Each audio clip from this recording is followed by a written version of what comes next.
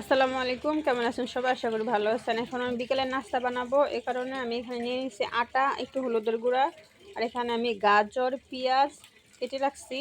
তো এগুলো দিয়ে আমি চাপটি বানাবো। লবণ দিয়ে ভালো করে এগুলো কষলিয়ে নিব। তারপরে এটাকে আমি পানি দিয়ে একটু নরম পাতলা করে গুলে নিব। এই যে আমার আটা গুলানো শেষ, এরকম করে গুলি নিতে হবে। আর এখানে আমি চুলায় কড়াই বসিয়ে দিয়েছি। এখন তেল দিব, তেল দিয়ে আটাটা দিয়ে দিব।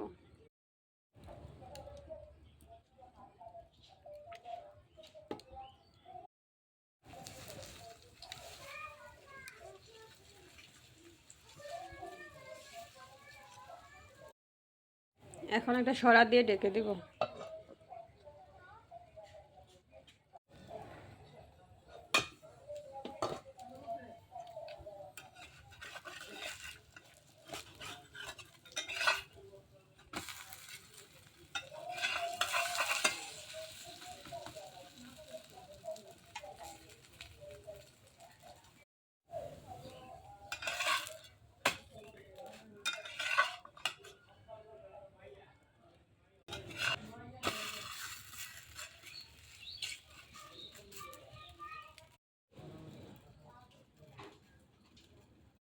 চাপটি বানানো শেষ, এখন একটু চা করব।